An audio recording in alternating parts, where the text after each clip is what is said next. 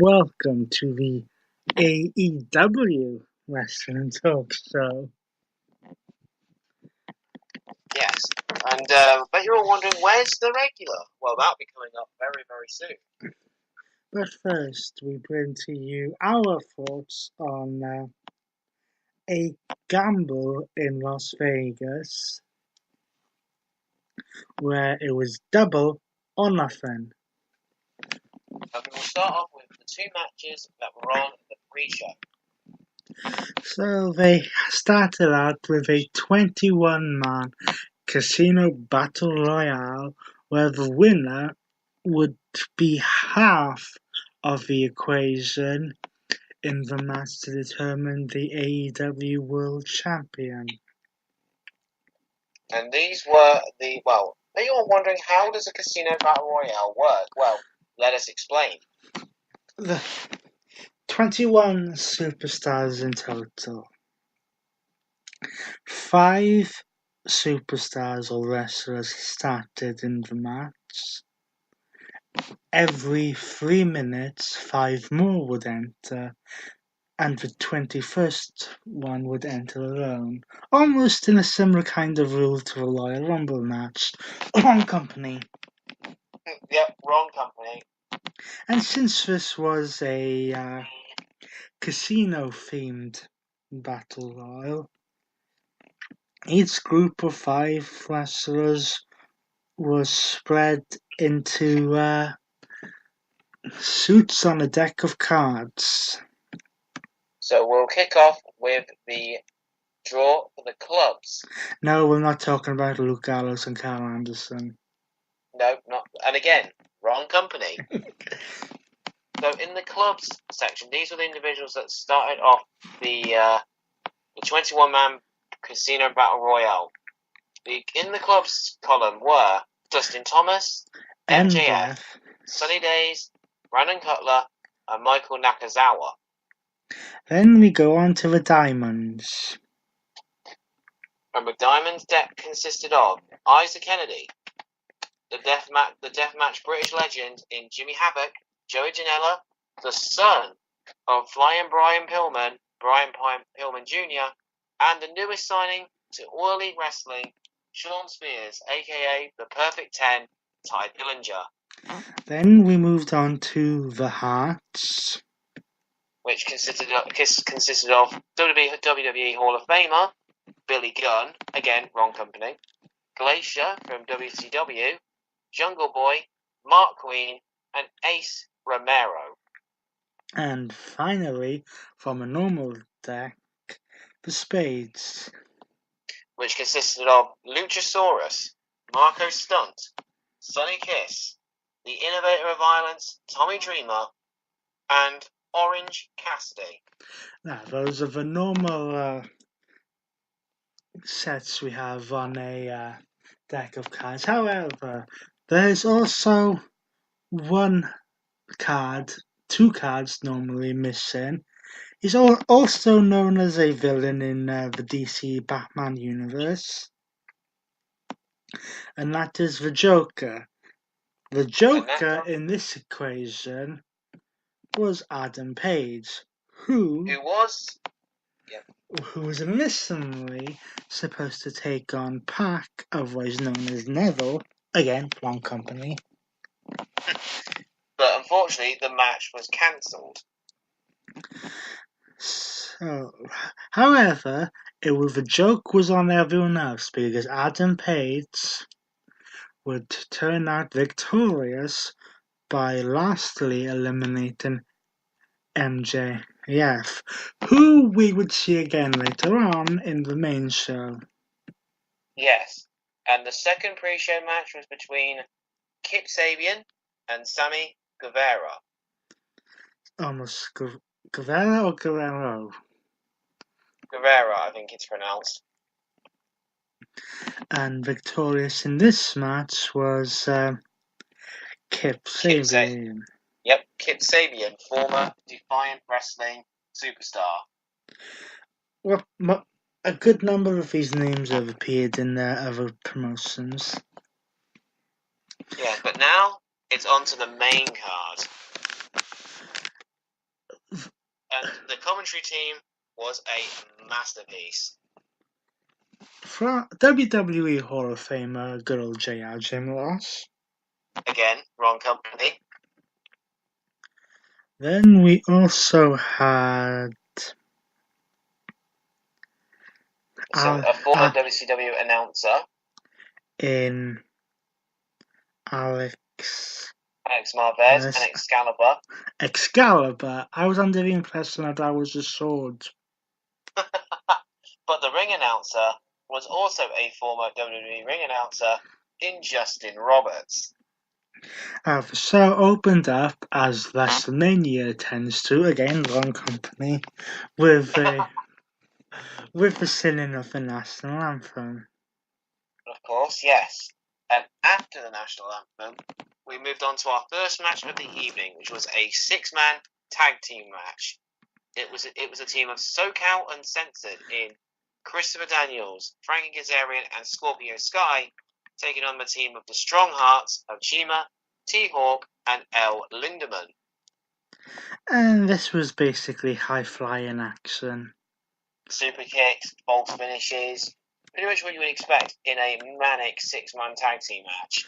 But the finish of the match saw the winners as SoCal Uncensored, Christopher Daniels, Frankie Kazarian, and Scorpio Sky.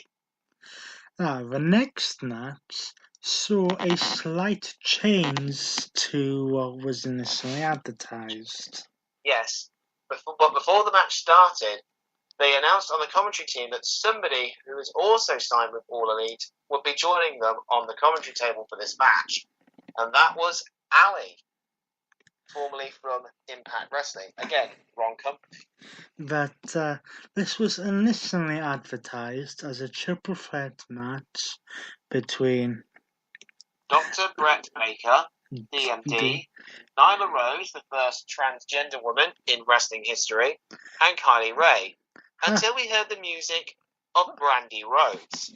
Yes, wife of Cody Rhodes, and we would see her again later on, who would bring out another former Impact star and brief WWE star in Awesome Kong, also known as Karma. So, which made the match a fatal 4-way match. But in any event, this fatal 4-way for the women was pretty good. Yes, and in the end, the Doctor won it all because the winner of the match is Dr. Britt Baker, DMD. By picking up the winning pinfall on Kylie Ray after Nyla Rose and Awesome Kong took each other out. Well, that tends to be what happens in Fatal 4-Ways. True. Next match was a tag team match. It was the team of the best friends of Chuck Taylor and former WWE superstar. We're going to be saying that quite a lot in this show. In Trent Barretta, taking on the team of Angelico and very well-known independent superstar Jack Evans. But how do you beat best friends? The answer to that is you don't. Because the winning team of the match were best friends Chuck Taylor and Trent Barretta. Next, we moved on to another 6-man tag team match, so let's say 6-woman. Now, forgive us for butchering these names. We apologise. We're still getting used to these new names. On one side of the ring was the team of Hikaru Shida, Ayu Abe, and Ryu Mitsunumi, taking on the team of Aya Kong, Yaya Nashikuski, and Emi Shakura. I hope I got those in the right order. Yes. Con, last time I checked, I was a giant ape. But in any event, the winning team was the team of Hikaru Shida, Ira Abe, and Ryu Mitsunumi.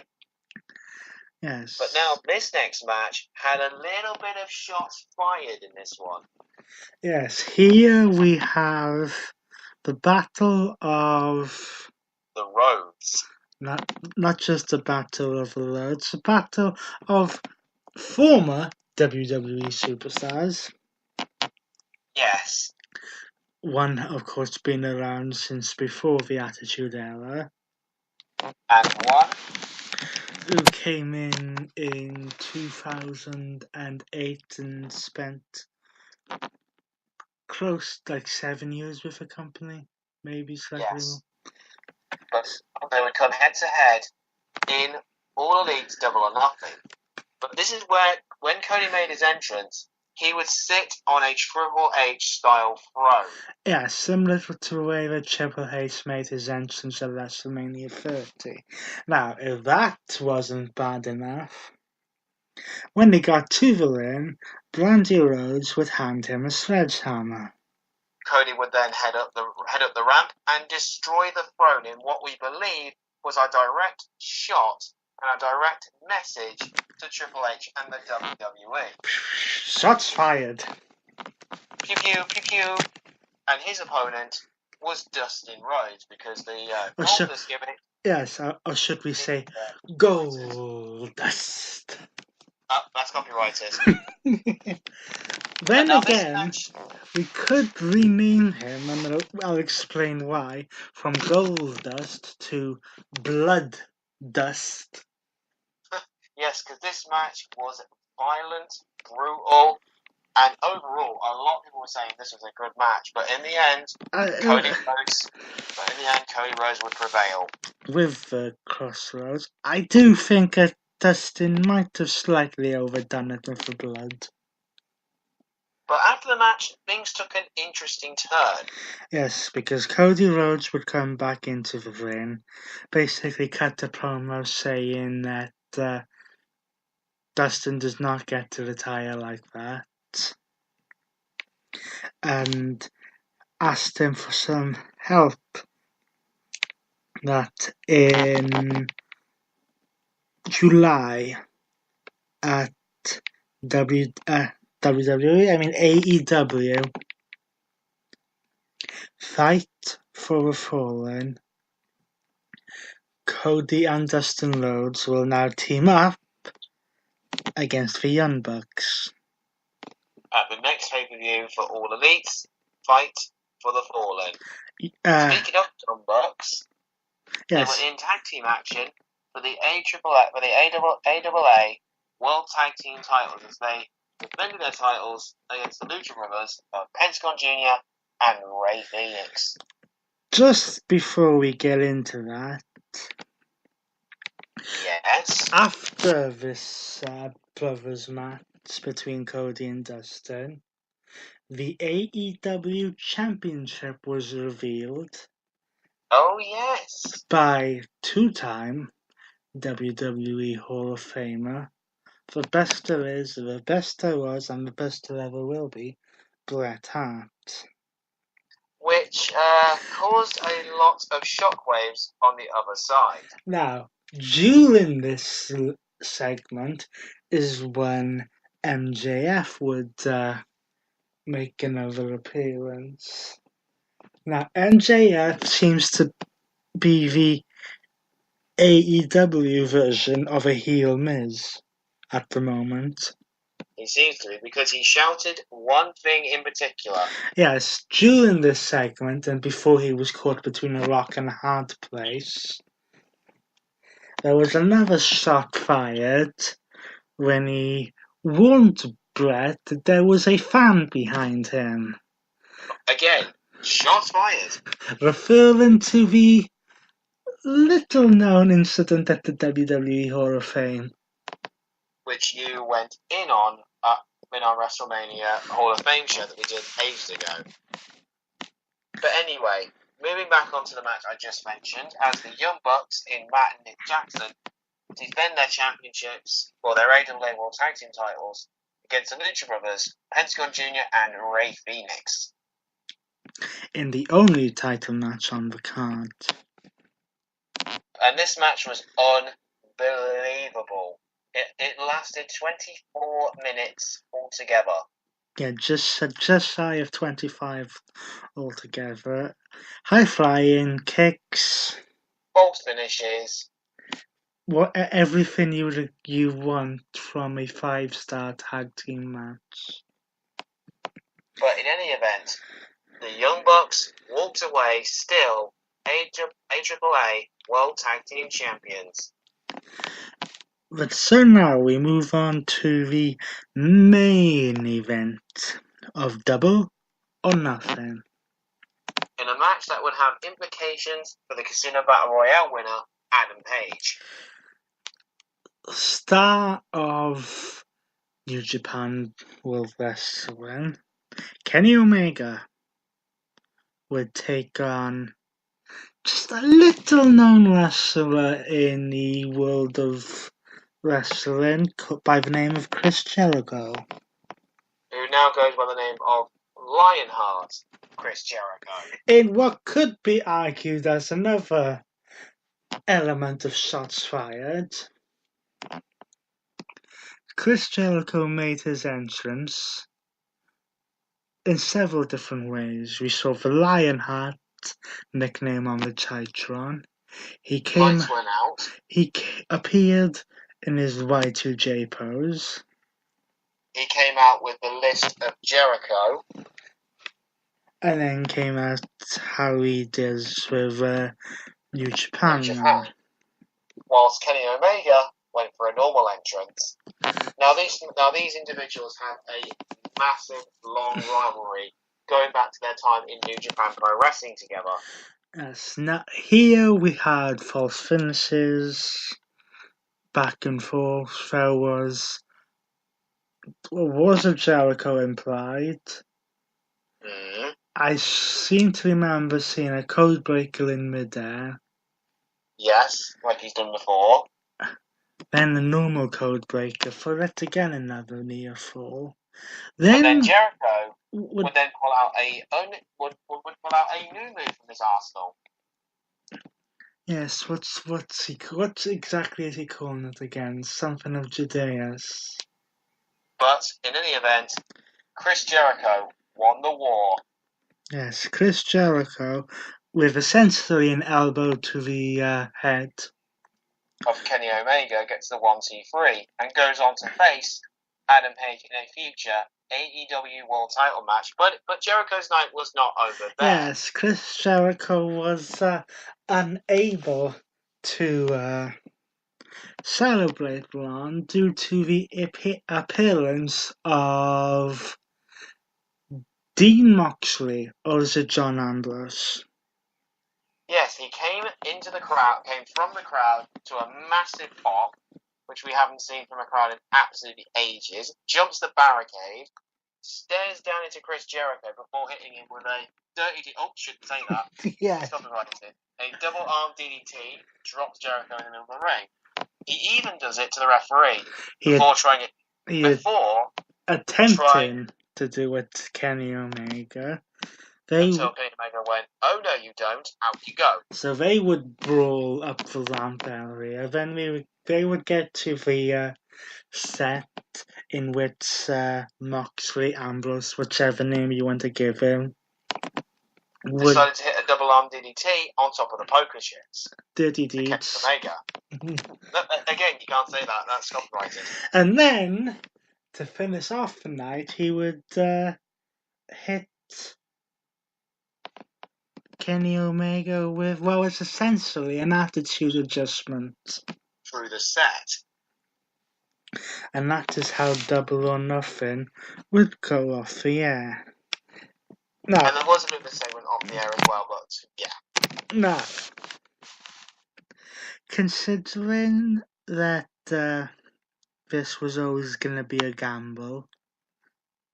But did the gamble pay off, in our opinion? I see yes. For a first show, absolutely.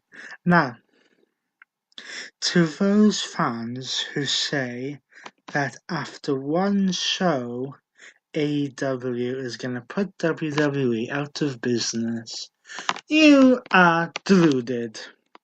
Yes, because WWE may find a way to try and bounce back, but speaking of WWE, we'll be back very shortly with our regular programming. Yes, before we get to that, we'll just spend a couple of minutes talking about this.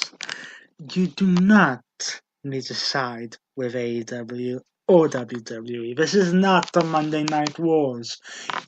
AEW, whilst they may not be trying to compete the same way as WCW, is providing fans with an alternative to WWE. Or you can do what me and Reese do and watch both shows. And with a bit of luck, they will push WWE to give us a better product, which will hopefully start once we get onto the other side of Super Showdown, which we will discuss next week. Yes, in what is a busy schedule for me and Reese, but as we said earlier, we will now resume with our regular programming shortly as we give you NXT TakeOver 25.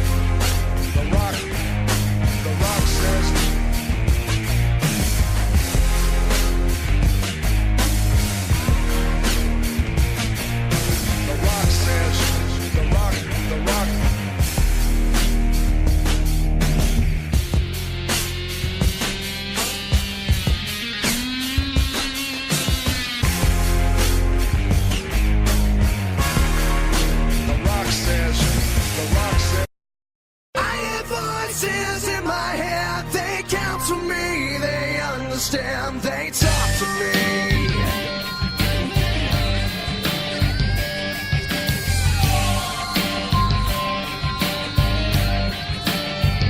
You got your rules and your religion, all designed to keep you safe. But when rules start getting broken, you start questioning your fate. I have a voice that is my savior, hates to love and loves to hate. I have a voice that has the knowledge and the power to your fate. I hear voices crying. We go from AEW to WWE, or more specifically, NXT. Yes, NXT UK, well, NXT Takeover 25. Yes, this isn't NXT UK, there's a difference. Yes, and it'll be coming at you from the Webster Bank Arena in Bridgeport, Connecticut. In 2 days' time, on Saturday, June 1st. Also known as the day that Tottenham Hotspur take on Liverpool in the Champions League final, for anyone who might be interested in like that. myself. Yeah. So we have 5 matches. And these matches are in no particular order, as they will be on the main card. So, following their epic and brutal 2 out of 3 falls match for the NXT Championship Takeover New York, Johnny Gargano will defend the NXT Championship against the leader of the Undisputed Era, Adam Cole. Baby. However, Walk out with the NXT Championship. However, this one is not really no disqualification. Can Gargano hold on to the championship he worked so hard to finally get, like Kofi Kingston? Or will we see a new NXT champion in Adam Cole? Baby. In the women's division, Shayna Baszler will defend the NXT Women's Championship against Io Shirai. Now, Io Shirai has had shots before at the NXT Women's Championship, but every time she gets a shot, she gets screwed by Shayna Baszler and her goons. Yeah, Shayna Baszler and 2 of the horsewomen, since Ronda Rousey seems to have buggered off. Yes, because she wants to start a family, apparently. Can Shayna Baszler hold on to the NXT Women's Championship? Or will we finally see a new champion crowned at NXT TakeOver 25? Now, this next match is for the vacant. Yeah, before we go on to that, I think what we might see here is possibly Baszler loses the Women's Championship. Then we have the rematch at TakeOver Toronto the night before SummerSlam, and then we see Baszler on the main roster, in which she will be buried. Pretty much, because that's what seems to happen to every NXT call-up. But yes, as a result of now being on the main roster, the War Raiders of the Viking Experience, or the Viking Raiders, whatever you want to call them, have vacated the NXT Tag Team Championships, leaving the title up for grabs. So now we have a fatal 4-way ladder match. This is not Money in the Bank. Why are we having a ladder match? I do not know. Wrong pay-per-view. But anyway, in this match we have the teams of Ollie Lorican and Danny Burch, the Street Profits in Angelo Dawkins and Montez Ford, the Undisputed Eras, Kyle O'Reilly and Bobby Fish, and the Forgotten Sons of Wesley Blake and Steve Cutler. Now, the Undisputed Era have already been tag team champions at least twice. At least. So do we think it's about time for some new, fresh blood to get the championship?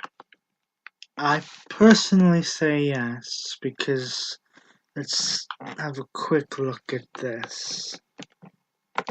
The Undisputed Era were in fact the team that the War Ladies beat to become tag team champions. So it really wouldn't make sense if they won the titles again.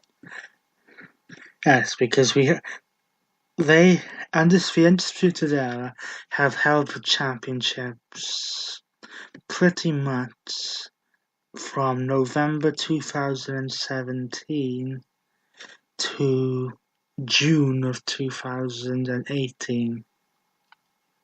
So No, it's just January, I should say. Pretty much most of 2018. Yeah, from pretty much the entire year, because there was that one incident where they lost the titles to Mustache Mountain for like all of 2 days officially, but 3 weeks if you count the tape delay. Yes. I think the titles will go to the Street Profits. Personally, I would say maybe the Street Profits, or maybe for Forgotten Sons. Depends how they get booked as well. But now this next match might you go, why is this superstar on NXT again? Yes. Well, let's explain the next match, because this next match will be the NXT North American Championship. Yes, Velveteen Dream will defend the NXT North American Championship against Prince Pretty, Tyler Breeze. Now, I bet you're wondering, why is Tyler Breeze back on NXT? Well, the main reason for that is the fact that his tag team partner, Fandango, is currently out injured. Yes, and I suppose this is WWE's way of putting him back on NXT while Fandango is still rehabbing his injury. Yes, and using him because you could argue that Tyler Breeze is one of these individuals who's underutilized on the main roster and could and will probably be the type of person to help the NXT guys develop. So he'll be the person to put most NXT talent over. Velveteen Dream is only the fourth person to have held the NXT North American Championship, having defeated now NXT champion Johnny Gargano back in January. So, do we see the Velveteen Dream retaining? I think so. If he was going up against anyone else, I could possibly see a title change. But because Tyler Breeze seems to have just been shunned into the NXT division again, I don't see him winning a role.